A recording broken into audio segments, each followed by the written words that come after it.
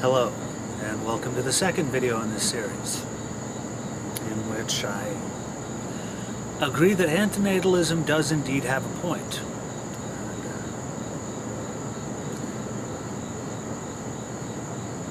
Actually, I suppose I should start with what antinatalism is and what the current state of the debate as I understand it is. Antinatalism is basically the idea that since there is more suffering in the world than there is pleasure or joy, that it is morally wrong to bring a child into the universe. And to me, that there is, some people say that there is objectively more suffering in the universe, which to me is funny because that which suffers, namely living critters, tends to operate, and a very small subset of living critters, tends to operate from a subjective point of view. And by tends to, I mean absolutely fucking does. And there are those who say that subjectively there is more suffering than joy in the universe. And here is where antinatalists have their point, because if you look at the structure of the human brain, of the human mind, since they're really intertwined, we tend to always consider the condition we've experienced for a while as normal and have a slight bit of dissatisfaction with it unless we've been through some awful trauma previously that has left an imprint on our minds that in the right way makes us appreciate what is going on in the here and now rather than constantly fearing it's going to happen again. It's like no matter how good things get, there is always the fading appeal of it and the use to it, and either thinking you're entitled to it or that this is just the way things are and not some wonderful condition, and that you should be nudged a little further to do better or get more, or that to recapture that feeling of shiny, happy newness, whatever, that you had before. And this, I think, is a product of, unless you're a sloth or a plant, just sitting around doesn't tend to do much for you survival-wise. If you're a critter, you need to go out and find food. You need to be aware of predators. You need to be looking for better and more defensible places depending upon your intelligence level. Though this is a point in the antinatalist's favor, that we are constantly goaded to move on, that we do have brief interludes of just kicking back and doing nothing, but those are a luxury, and that is a learned skill, to literally do nothing, not slack and sit in front of the computer or make YouTube videos or something like that, but to actually rest is a learned skill, especially if you've got some kind of PTSD or something. And by the way, I'd like to put another nail in the coffin of the objective suffering crowd. When I know people who consider being tied down and getting their ass beat to be a liberating, mind-clearing experience, or phrase closer to the moment, oh my God, that was awesome. Or I know people who like to do things like this to consenting adults.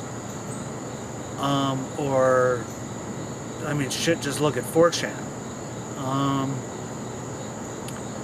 Or when you know people who, if you've ever heard of the ESCA, go out and beat each other with sticks for fun.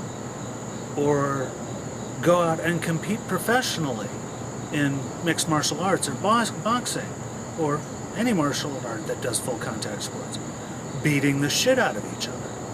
In order to get through the amateur levels, you have to enjoy it at least a little bit. You know, there are shit. Getting a tattoo, getting piercings. There are lots and lots of things out there that would objectively fall under pleasure or pain that just are really, really dependent on who is doing the perceiving. And when I say objectively, I'm using mocking quotes because I don't believe in it as far as human perception, because human perception is subjective.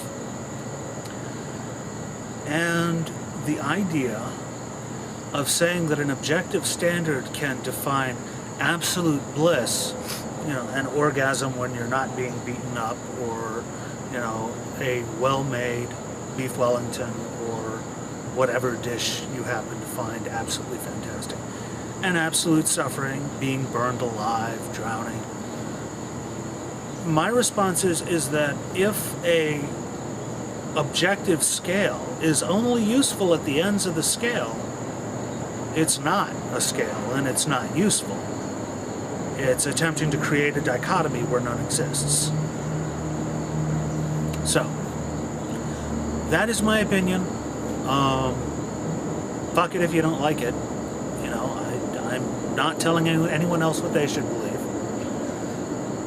But I would like to bring up the weakness in the point anti-natalism makes. And that is that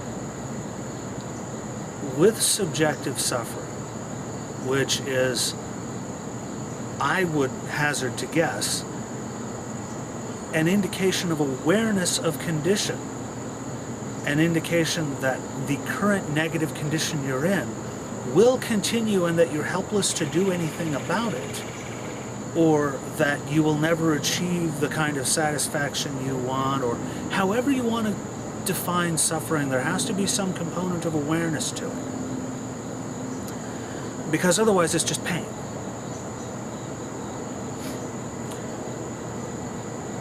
Now, with awareness, I don't want to say because of awareness, but because I have no reason to believe these things are necessarily related, there came certain emotional safety valves that other critters have too, to one degree or another.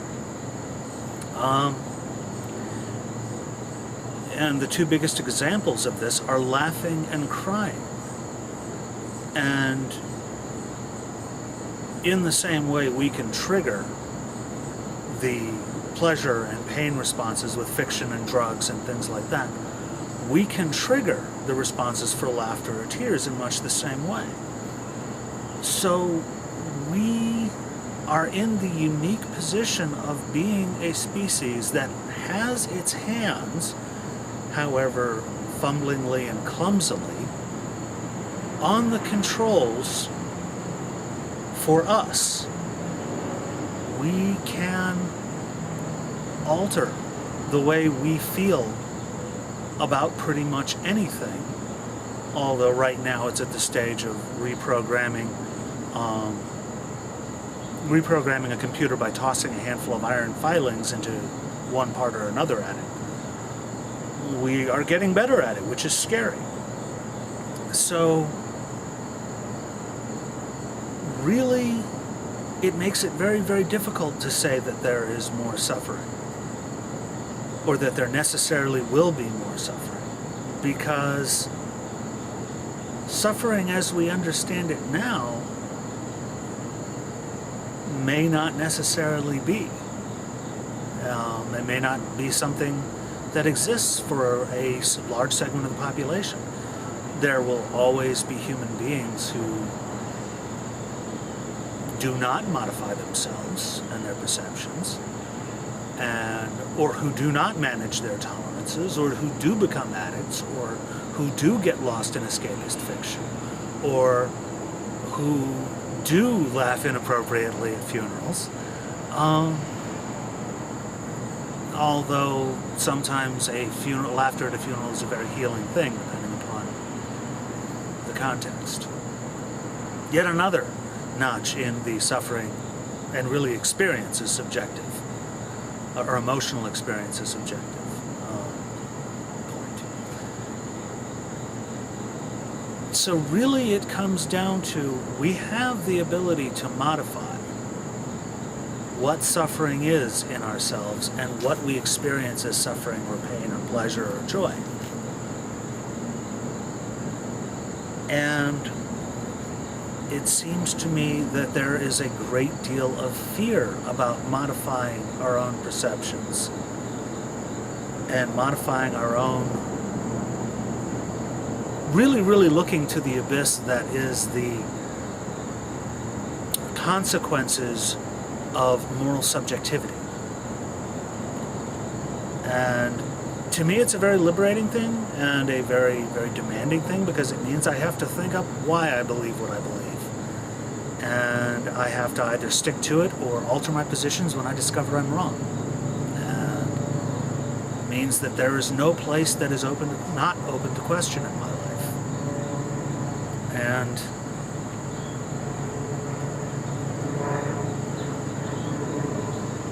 to me, we are the species that has the capability to transcend suffering, not to some higher place,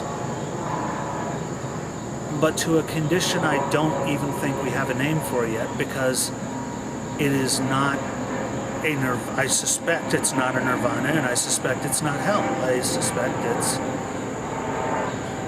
like most human experiences, somewhere in between. But